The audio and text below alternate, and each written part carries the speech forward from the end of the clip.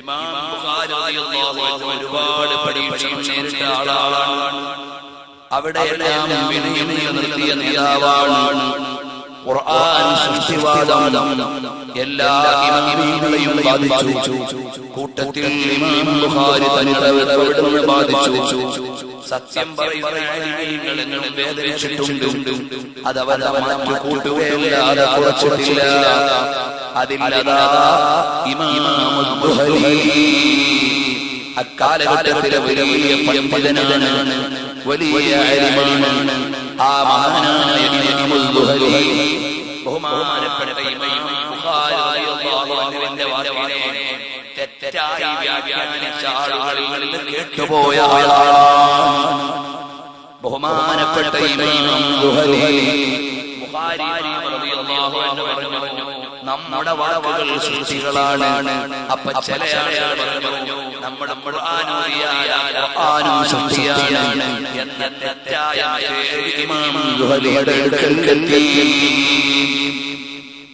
ആ ഇമാം ബുഖാരി റളിയല്ലാഹു അൻഹു മഹാനവറുകൾ അവിടുന്നതാ ഇമാം ബുഖാരി തനിക്കെതിരെ ചില പ്രസ്താവനകൾ വന്നുപോയി.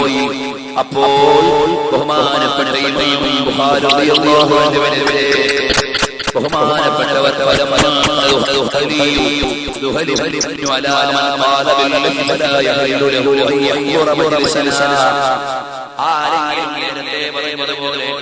ഉച്ചരിക്കുന്ന ഖുർആൻ സൃഷ്ടിയാണ് എന്ന് പറഞ്ഞ ആളുകളുടെ മജ്‌ലിസിൽ പങ്കെടുക്കാൻ പാടില്ല.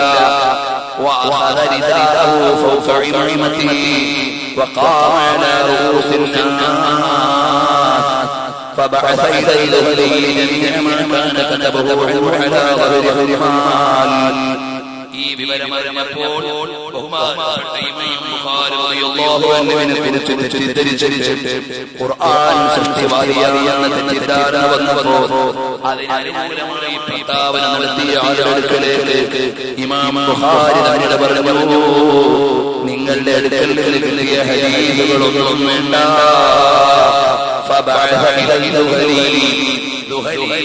അന്നത്തെ വലിയ നമ്മൾ മാതിരിക്കേണ്ട പണ്ഡിതനാണ്. പക്ഷേ മഹാനവരങ്ങളിലേക്ക്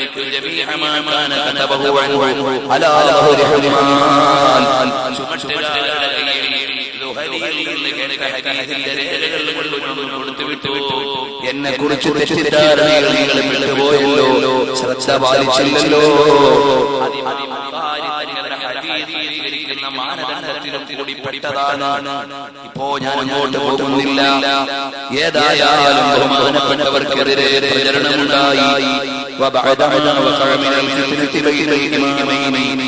രണ്ട് ഇമാമിങ്ങളുടെ ഇടയിലെ അഭിപ്രായ വ്യത്യാസമുണ്ടായപ്പോൾ കേരളത്തിലെ ചില പണ്ഡിതന്മാരുടെ ഇടയിൽ വന്ന അഭിപ്രായ വ്യത്യാസങ്ങൾ രണ്ടാളെയും ആദരിക്കുന്നിടത്ത് തന്നെ നിലനിർത്തണമെന്ന് സൂചിപ്പിക്കാൻ ഈ സംഭവം പ്രചോദനം നൽകുകയാണ്. വീക്ഷണ വ്യത്യാസങ്ങളിൽ പണ്ഡിതന്മാർ രണ്ട് ദിക്കിലായാൽ പാമരമരവരെ ആക്രമിക്കേണ്ടവരല്ല. ആ പണ്ഡിതോചിതമായ ഒരു സ്വാതന്ത്ര്യം അവർക്കുണ്ട്. അതല്ലേ ഒരു ഗവേഷണം നടത്തുന്ന രണ്ട് വിദ്യാർത്ഥികൾക്ക് രണ്ട് വീക്ഷണത്തിലെത്താനുള്ള സ്വാതന്ത്ര്യമുണ്ട്. അത് പുറത്ത് നിൽക്കുന്നവൻ കൈയിടേണ്ടതല്ല. കുട്ടികളെ മൈക്രോസ്കോപ്പ് വെച്ച് ടെലിസ്കോപ്പ് വെച്ച് ടെലിസ്കോപ്പ് വെച്ചൊക്കെ നോക്കിയതാണ്. അവർക്ക് അതിന് സ്വാതന്ത്ര്യമുണ്ട്. ഈ ടെലിസ്കോപ്പോ മറ്റേ കോപ്പോ ഒക്കെ എന്താണെന്ന് അറിയാത്ത ഒരുത്തൻ അതിനെ കുറിച്ച് കമന്റ് വിട്ടാൽ അതിന് അർഹതയില്ല. എന്നതുപോലെ പണ്ഡിതോചിതമായ അഭിപ്രായ വ്യത്യാസങ്ങളിൽ വരാം. അതിൽ സാധാരണക്കാർ ഇടപെടേണ്ടതില്ല.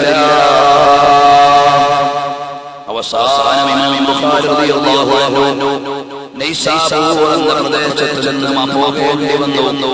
കാരണം അവിടുത്തെ മജ്‌ലിസിൽ നിന്നുള്ള മുതഅല്ലിമീങ്ങളിൽ തെറ്റിദ്ധാരണ ഉണ്ടായിട്ട് മുതഅല്ലിമീങ്ങളെല്ലാം മാറിപ്പോയപ്പോ ബഹുമാനപ്പെട്ട ഇമാം ബുഖാരി റളിയല്ലാഹു അൻഹു നൈസാബൂർ എന്ന ദേശം വിട്ടു പോകേണ്ടി വന്നു. പക്ഷേ ബഹുമാനപ്പെട്ട ഇമാം ബുഖാരി റളിയല്ലാഹു അൻഹു ബുഖാറിയിലേക്ക് ചെന്നപ്പോ അവിടെ ജനങ്ങളെ മുഴുവൻ സ്വീകരിക്കുകയാണ്. ഇമാം ബുഖാരി റളിയല്ലാഹു അൻഹു അവിടേക്ക് ചെന്നു. ജനങ്ങൾ മുഴുവൻ ഇമാം ബുഖാരി റളിയല്ലാഹു അൻഹുവിനെ കൈനീട്ടി സ്വീകരിച്ചു എന്ന് മാത്രമല്ല, ബഹുമാനപ്പെട്ടവര് വരുന്ന വഴി മുഴുവൻ അലങ്കാരമരായി ബഹുമാനപ്പെട്ടവർ തിരിച്ചു വരുന്ന നാട്ടുകാരറിഞ്ഞപ്പോ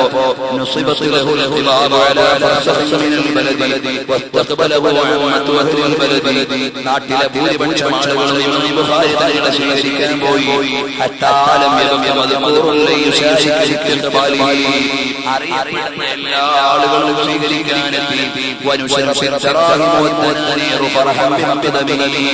മഹാനവറുകൾ വരുമെന്ന വാർത്തയറിഞ്ഞിട്ട് സന്തോഷം കൊണ്ട് പൈസ വിതരണം വരെ നടന്നു.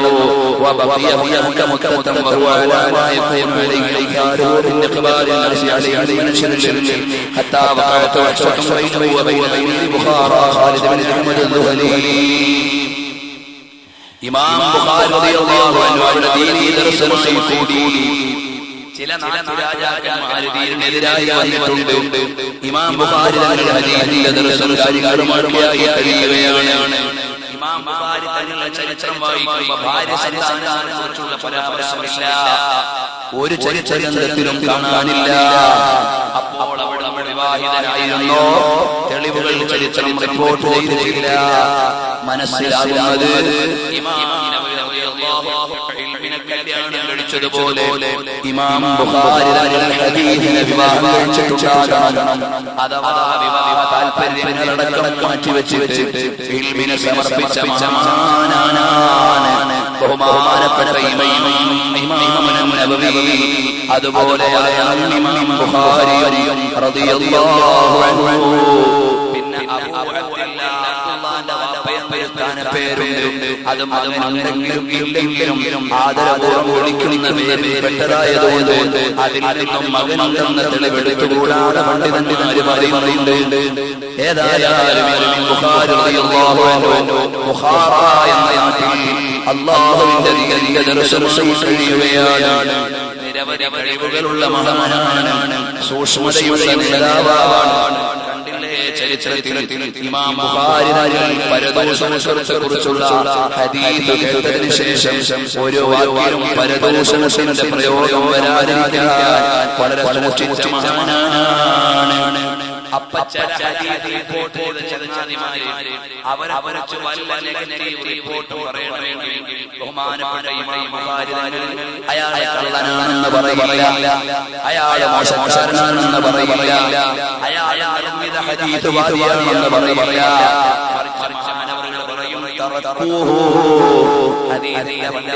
അവരെ ഒഴിവാക്കിയിട്ടുണ്ട്. ജനങ്ങൾ സമ്മതിച്ചിട്ടില്ല. ഒഴിവാക്കപ്പെട്ട ആളാണ്. അദ്ദേഹത്തെക്കുറിച്ച് നല്ല അഭിപ്രായങ്ങൾ വന്നിട്ടില്ല.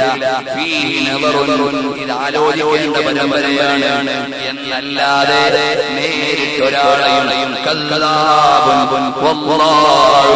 ഹദീസ് കെട്ടിച്ചമച്ചുണ്ടാക്കുന്ന ആളാണ്, ഹദീസ് മോശപ്പെടുത്താത്ത ആളാണെന്ന് അങ്ങനെ ചെയ്ത ആളുകളെ കുറിച്ച് പോലും ഇമാം ബുഖാരി പറഞ്ഞിട്ടില്ല. ഇവിടെ പറയാൻ നിങ്ങൾ അനുവദിക്കണേ. ഇസ്ലാം കൽപ്പിച്ച പ്രമാണങ്ങളോടെ റസൂലുള്ളാഹിന്റെ തിരുശേഷിപ്പിനെ കൊണ്ടുവന്നപ്പോ അതെവിടുന്നോ വ്യാജമായി കൊണ്ടുവന്നതാണെന്ന് ആരെങ്കിലും കെട്ടിപ്പറഞ്ഞാൽ നാളെ ഇമാം ബുഖാരി റളിയല്ലാഹു അൻഹു അടക്കമുള്ള പരലോകത്ത് വരുമ്പോ പ്രമാണങ്ങളില്ലാതെ റസൂലുള്ളാഹിന്റെ അധ്യാപനം തള്ളിയവർ അവിടെ വരുന്ന സമയത്ത് ഇമാം ബുഖാരി അവരുടെ കൂടെ നിൽക്കുമോ? യോഗ്യനല്ലാത്ത ഒരാളെ കുറിച്ച് യോഗ്യനല്ലാന്ന് പറയാൻ തടിക്ക് പിടിക്കാത്ത ഭാഷ ഉപയോഗിച്ച മഹാനാണ്. ഒരു കള്ളനാണെന്ന് വിളിക്കാൻ ധൈര്യമില്ല. ഏതെങ്കിലും വിഷയത്തിൽ അയാളെ നല്ലവനായി പോയാലോ അതുകൊണ്ട് മഹാനവറുകൾ പറയും ആ നാട്ടുകാരുടെ അഭിപ്രായം അയാൾ കള്ളനാണെന്നാണ്. അപ്പം ബുഖാരിയുടെ തലേന്ന് കാര്യം മൊഴിമൊഴിഞ്ഞു. അല്ലെങ്കിൽ ആ വിജ്ഞാന ശാഖയിലെ ആളുകൾ അദ്ദേഹത്തെ സ്വീകരിച്ചിട്ടില്ല. അപ്പം നേരിട്ട് പഠിച്ചവന്റെ കോടതിയിൽ കണക്ക് പറയണ്ട. ഈ സൂക്ഷ്മതയുള്ള മഹാനാണ് ഇമാം ബുഖാരി. നല്ല അമ്പെയ്ത്തുകാരനായിരുന്നു. രണ്ട് ബഹുമാനപ്പെട്ടവർ പറയാണ്, അങ്ങനെ അമ്പെയ്യുന്ന സമയത്ത് ഒരു ദിവസം ഒരു മനുഷ്യന്റെ തൂക്കുപാലത്തിന്റെ കയറി പെട്ടുപോയി. എന്ന് പറയുന്ന ആളുടെ പാലമാണ്. അദ്ദേഹത്തിന്റെ പാലത്തിന്റെ കയറി 2 പ്രാവശ്യമേ ഇമാം ബുഖാരിയുടെ അമ്പെയ്ത്ത് തെറ്റുപറ്റിയിട്ടുള്ളൂ. ബാക്കിയെല്ലാം കൃത്യമായി പറ്റിയവരാണ്. അഥവാ ലക്ഷ്യം പ്രാപിച്ച അമ്പെയ്ത്തുകളായിരുന്നു. അതും ഇമാം ശാഫിഈ തങ്ങളുടെ പിൻഗാമിയാണ്. തങ്ങളുടെ പലപ്പോൾ അമ്പെയ്താൽ 11 മുറിക്ക് കൊള്ളുമെന്നാണ് പ്രയോഗം. കാരണം സംസം വെള്ളം കുടിക്കുന്ന സമയത്ത് തന്നെ ഇമാം ശാഫിഈ തങ്ങൾ ദുആ ചെയ്തിട്ടുണ്ട്, പടച്ചവനെ ഞാൻ ചെയ്യുന്ന അമ്പ് ലക്ഷ്യത്തിലെത്തിക്കണേ അല്ലാഹ്. കാണാം ചരിത്രത്തിൽ ഇങ്ങനെ ഒരുപാട് അധ്യായങ്ങളുണ്ട്. ഞാൻ കടക്കാൻ നേരം പോരാ. അപ്പോൾ അത്രയും സൂക്ഷ്മതയുള്ള ആളാണ്. നാളെ പടച്ചവന്റെ മുമ്പിൽ പരദൂഷണക്കാരനായി എന്നെ വിളിക്കരുതെന്ന് നിഷ്കർഷതയുള്ളതുകൊണ്ട് സൂക്ഷിച്ച് പദപ്രയോഗം നടത്തിയ ആ മഹാനവറുകളെ ബുഖാരിയിലേക്കുമ്പോ എന്നെ കൊണ്ട് ഇവിടെ ഒരു വിവാദം വേണ്ടെന്ന് വിചാരിച്ച് ബഹുമാനപ്പെട്ടവർ ബുഖാരി വിടുകയാണ്. ഖർത്തൻ എന്ന് പറയുന്ന പ്രദേശത്തേക്ക് ഇമാം ബുഖാരി റളിയല്ലാഹു അൻഹു പോയി. അവിടെ ചെന്നിട്ടോ ഇമാം ബുഖാരി റളിയല്ലാഹു അൻഹു അവിടെ താമസിക്കുമ്പോ ബഹുമാനപ്പെട്ടവരതാ ജീവിതത്തിന്റെ അവസാന ഘട്ടത്തിലേക്ക് ബഹുമാനപ്പെട്ടവർ കടക്കുകയാണ്. അതാ ഹദീസിന്റെ സേവനം കഴിഞ്ഞ് ബഹുമാനപ്പെട്ടവരെ നാട്ടിൽ നിന്ന് തുരത്താൻ പരിശ്രമിച്ച ഭരണാധികാരിക്കെതിരെ അവിടെ ദുആ ചെയ്തു. ആ ഭരണാധികാരി അവസാനം പ്പെട്ട് ജയിലിൽ കിടന്ന് നാറി മരിച്ചുപോയെന്ന് ചരിത്രം രേഖപ്പെടുത്തുന്നുണ്ട്.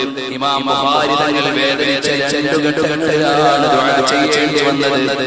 ആ 2 ഘട്ടവും ഫലിച്ചപ്പോ പിന്നെ ദുആ ചെയ്യാൻ പേടിയായിരുന്നു. ഫലിച്ചുപോകുമോ എന്ന പേടിയാണ്. അബ്ദുൽ വാഹിദ് ബിൻ ആദം എന്ന് പറയുന്ന മഹാൻ പറയുകയാണ്, ഞാൻ ഇങ്ങനെ കിടക്കുന്ന സമയത്ത് അതാ കാണുന്നു മുഹമ്മദ് റസൂലുള്ളാഹി സ്വല്ലല്ലാഹു അലൈഹി വസല്ലം കാണുകയാണ്. നബി സ്വല്ലല്ലാഹു അലൈഹി വസല്ലം തങ്ങളുടെ അടുക്കൽ അതാ ഒരുപാട് സ്വഹാബത്തുകൾ കൂടി നിൽക്കുന്നുണ്ട്. ആരെയോ കാത്തു നിൽക്കുന്നത് പോലെയാണ്.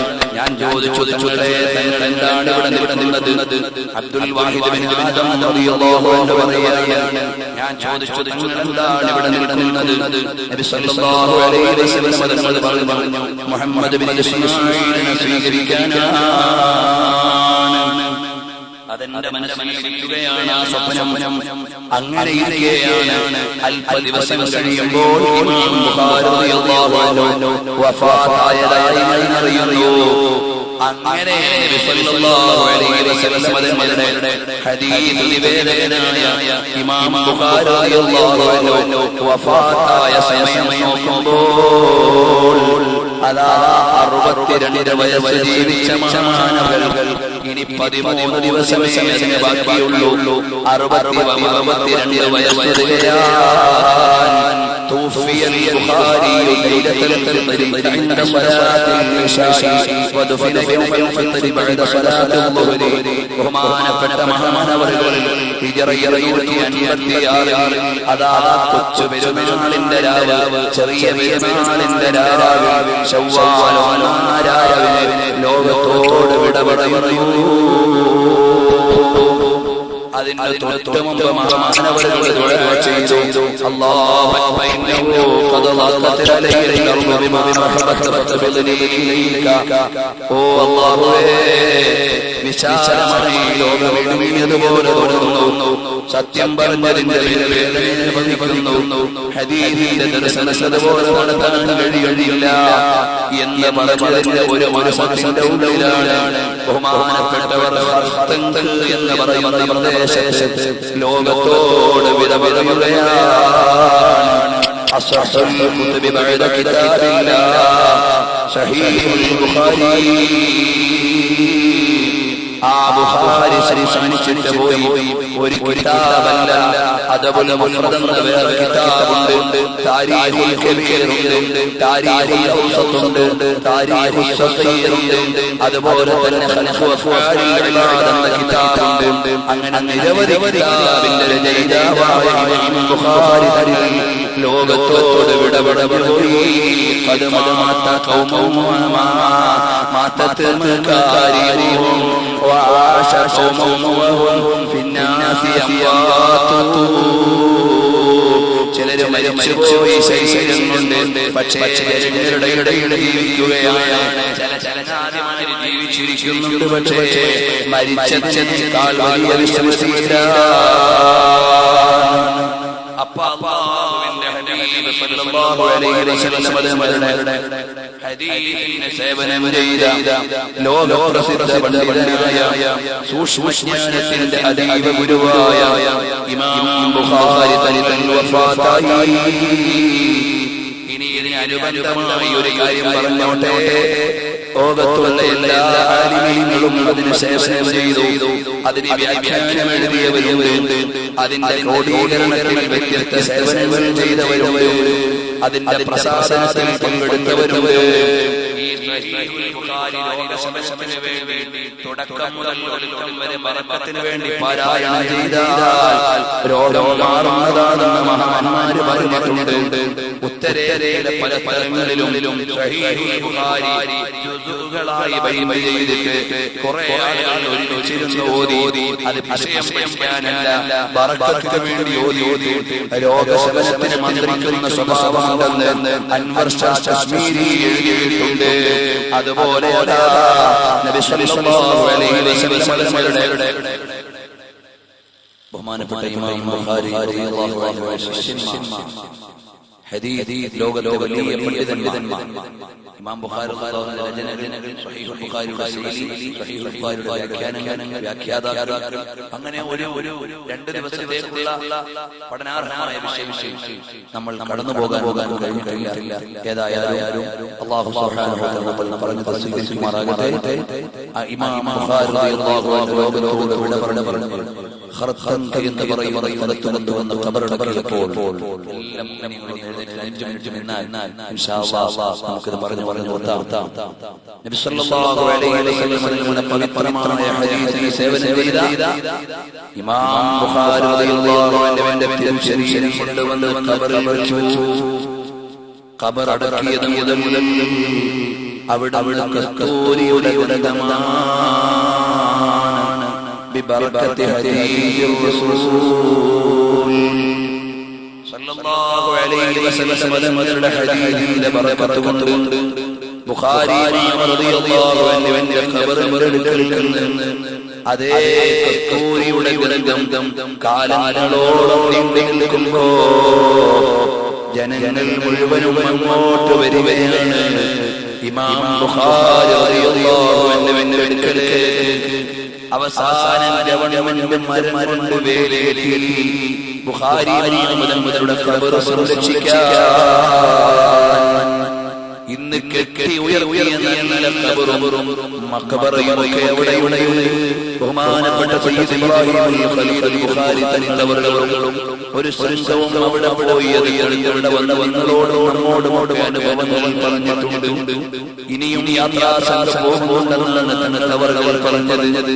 ഏതായാലും അറിയുമോ, ആ നാട്ടുകാർക്ക് മഴയില്ലാതെ വന്നപ്പോ ഖാദിയുടെ അടുക്കൽ പറയുകയാണ് നബി സല്ലല്ലാഹു അലൈഹി വസല്ലം മദരുടെ ഹദീസിന്റെ സംരക്ഷകനായ ഇമാം ബുഖാരി റളിയല്ലാഹു അൻഹുവിന്റെ ഖബറിന്റെ അടുക്കൽ പോയിട്ട് മഴയ്ക്ക് വേണ്ടി ദുആ ചെയ്യാൻ അക്കാലഘട്ടത്തിലെ വലിയ പണ്ഡിതൻ ഖാദിയോട് നിർദ്ദേശം പറഞ്ഞപ്പോ നല്ല മനസ്സുള്ള ഈമാനുള്ള ഖാദിയാണ് നേരെ പോയി ഇമാം ബുഖാരി തങ്ങളുടെ ഖബറിന്റെ അടുക്കൽ ഫതവസ്സല ബിഹി ബുഖാരി മുതൽ തവസ്സുൽ ചെയ്തു ദുആ ചെയ്തു. അല്ലാഹുവേ ഞങ്ങൾക്ക് മഴ നൽകണമേ, അതാ മഴ കോരിച്ചൊരിയാൻ തുടങ്ങിയിട്ട് 2-3 ദിവസത്തേക്ക് ഗതാഗതം പോലും മുറിഞ്ഞു പോകുന്ന നല്ല മഴയാണ്. ഇമാം ബുഖാരി തരികളക്കൊണ്ട് തവസ്സുലാക്കിയപ്പോ വെള്ളമില്ലാത്ത നാട്ടുകാർക്ക് കിട്ടിപ്പോയത് ഇതുപോലെ നമുക്ക് തവസ്സുലാക്കാനുള്ള ബറക്കത്തെടുക്കാനുള്ള നേതാവ്, വൈജ്ഞാനിക ചക്രവാളത്തിലെ നേതാവ്, ഖുർആൻ കഴിഞ്ഞാൽ ഏറ്റവും സ്വീകാര്യമായ ഗ്രന്ഥത്തിന്റെ രചയിതാവ് ഇമാം ബുഖാരി. അല്ലാഹുവേ, മഹാനവറുകൾ നാളെ റസൂലുള്ളാഹിന്റെ അടുക്കലേക്ക് ജാമിഉസ് സ്വഹീഹ് കൊണ്ടുപോകുമ്പോ കുറേ ഇമാമികളുണ്ട്, ഉംദത്തുൽ ഖാരിയുടെ കൂടെ ഇബ്നു ഹജറുകളുണ്ട്, ഫത്ഹുൽ ബാരിയുടെ കൂടെ, അതുപോലെ ബഹുമാനപ്പെട്ട സക്കരിയ്യൽ അൻസാരി തങ്ങളുണ്ട്, സ്വഹീഹുൽ ബുഖാരിയുടെ വ്യാഖ്യാനവും കൂടെ, ഇമാം നവവി തങ്ങളുണ്ട്, സ്വഹീഹുൽ ബുഖാരിയുടെ വ്യാഖ്യാനവും കൂടെ, ഇമാം ഐനി തങ്ങളുണ്ട്, സ്വഹീഹുൽ ബുഖാരിയുടെ വ്യാഖ്യാനവുമായി കൂടെ, ഇമാം ഖസ്തല്ലാനി റഹിമഹുല്ലാഹുവിന്റെ സ്വഹീഹുൽ ബുഖാരിയുടെ വ്യാഖ്യാനവുമായി കൂടെ, അതുപോലെ ആയിരക്കണക്കിന് ഇമാമികൾ നബി സല്ലല്ലാഹു അലൈഹി വസല്ലം ഹദീസിന്റെ അമീറുൽ മുഅ്മിനീൻ നാളെ സ്വർഗ്ഗത്തിലേക്ക് പോകുമ്പോ വ്യാഖ്യാനം എഴുതിയ സേവനം ചെയ്ത മഹാന്മാരായ ഇമാമികളെല്ലാം കിതാബുകളുടെ കൊണ്ട് ഞങ്ങൾ വ്യാഖ്യാനം എഴുതിയവരാണ്. ലാ ഹിജ്റത ബഅദൽ ഫത്ഹി വലാകിൻ ജിഹാദുൽ മനിയ. ഫത്ഹുൽ ബാരിക്ക് ശേഷം ഒരു വ്യാഖ്യാനം ബുഖാരിക്ക് വേണ്ട, അതൊന്ന് നോക്കി പഠിച്ചാൽ മതി എന്നവരെ പറഞ്ഞ അത്രയും നല്ല വ്യാഖ്യാനം എഴുതിയ ഇബ്നു ഹജറുൽ അസ്ഖലാനി തങ്ങളുണ്ട്. അതുപോലെ എല്ലാ ഇമാമികളും പോകുമ്പോ ഞങ്ങളുടെ കയ്യിലൊന്നുമില്ല, പക്ഷേ റമദാനിലെ 2 പകലുകളിൽ അല്പസമയം ബുഖാരി ഇമാമിന്റെ മൗലിദ് പറയാൻ, അത് കേൾക്കാനും ഒരുമിച്ച് കൂടിയവരെ നിലനിൽക്ക് ഈ ഇമാമികളുടെ എല്ലാം പിന്നിലായിട്ടെങ്കിലും ഞങ്ങൾക്കൊരു സ്ഥാനം തരണം റഹ്മാനേ. അർഹതയില്ല ഔദാര്യം ചെയ്യണേ റഹ്മാനേ, ഔദാര്യം ചെയ്യണേ റഹ്മാനേ. മുഅ്മിനീങ്ങളെ, ഇതൊരു മൗലിദിന്റെ മജ്‌ലിസാണ്. ഞാൻ പാരായണം ചെയ്യുന്ന ഒരു മുതഅല്ലിമാണ്. അപ്പോൾ ഓരോ ദിവസവും ഇമാമികളുടെ ചരിത്രം പറയുന്നത് അവർ തവസ്സുലാക്കിയിട്ട് ഹബീബിലേക്ക് ചേരാനാണ്, അതുവഴി അല്ലാഹുവിന്റെ പ്രീതി നേടാനാണ്. അല്ലാഹുവേ, ഇവിടെ പറഞ്ഞ വല്ല വാക്കിലോ പ്രയോഗത്തിലോ ഇമാം ബുഖാരിയുടെ മഹത്വത്തിന് നിരക്കാത്ത വല്ലതും വന്നുപോയെങ്കിൽ നീ പുറത്തു തരണം റഹ്മാനേ. റസൂലുള്ളാഹിന്റെ ഹദീസിന് നിരക്കാത്ത വല്ലതും വന്നുപോയെങ്കിൽ നീ വിട്ടുവീഴ്ച ചെയ്യണം റഹ്മാനേ. മുഅ്മിനീങ്ങളെ, ഇഖ്ലാസോടെ പറയണം, ഇത് ഇജാബത്ത് പ്രതീക്ഷയുള്ള മജ്‌ലിസാണ്, സ്വാലിഹീങ്ങൾ പറയുന്ന മജ്‌ലിസാണ്. എല്ലാ ആളുകളും മുമ്പുകാരാണ്, ചെറിയവരും വലിയവരുമായ മുതഅല്ലിമീങ്ങളുള്ള മജ്‌ലിസാണ്. ഇജാബത്ത് പ്രതീക്ഷയോടെ നമുക്ക് ദുആ ചെയ്തു നിർത്താം. അൽഹംദുലില്ലാഹ്, അൽഹംദുലില്ലാഹി റബ്ബിൽ ആലമീൻ. اللهم صل على سيدنا محمد وعلى آل سيدنا محمد وبارك وسلم عليه. അല്ലാഹുവേ, ഞങ്ങളുടെ ഈ മജ്‌ലിസിൽ നീ സ്വീകരിക്കണേ റഹ്മാനേ, നീ സ്വീകരിക്കണേ റഹ്മാനേ. ഇതുവഴി ഞങ്ങളെ റസൂലുള്ളാഹിന്റെ ആശംസകളിൽ പെടുത്തണം റഹ്മാനേ, മാദിഹീങ്ങളിൽ പെടുത്തണം റഹ്മാനേ, അവിടുത്തെ ദീനിന്റെ ഖാദിമീങ്ങളിൽ പെടുത്തണം റഹ്മാനേ.